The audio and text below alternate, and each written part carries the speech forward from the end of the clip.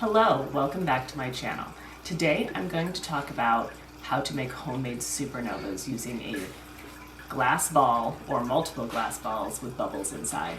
The bubbles catch the light and then you can telescope in and out on them to spread the light around to make what looks like either supernovas or indoor fireworks. It's a very cool effect. So I started with the bubble ball in various different sizes. This is the biggest one. Here's the smallest one. They're on Amazon. There's also there's another ball here that has a slightly different effect. This one doesn't look the same, but it does have a cool effect if anyone wants to try that one too. I'll link it below. So what I did here, I used an apparatus, not this camera exactly, but the Canon EOS camera, 100mm macro lens by Canon.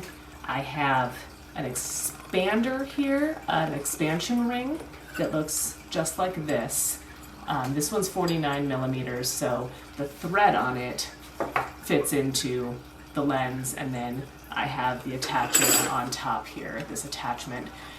I put the colored filter in. This one happens to be pink. So then another example here would be this one, an orange one. That will give a slightly different effect. But I put it in the attacher and then focus on the ball and make sure that I start focused, and then I press the shutter release and telescope in and out for however many seconds I need for that shot.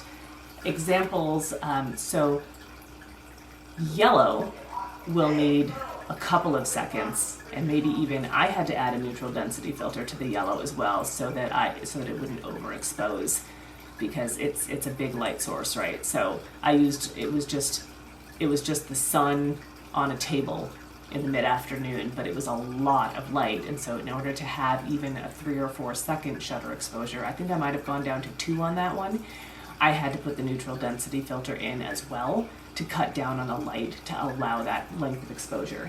The purple one and the green one that I will show you here, they did not need that because these are much darker, and so they blocked out so much of the light. I was able to do 6-second exposures on those, so then I just counted as I telescoped. As I'll show you again, I did 1, 2, 3, 4, 5, 6. You count and then you telescope on that. And the results are pretty incredible. You can also use, what I did for some of them in another shoot was take a flashlight and put the filter in front of the flashlight and aim it at the ball. And then you could do that from lots of different angles, because if you have 4 different filters of color, you can put 4 colors at the same time in there, and then that has the look of a firework rather than necessarily the supernova.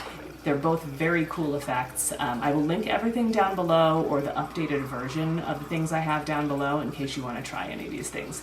If you got anything at all out of this video, please like and subscribe so you get all future videos. Keep being amazing. See you next time.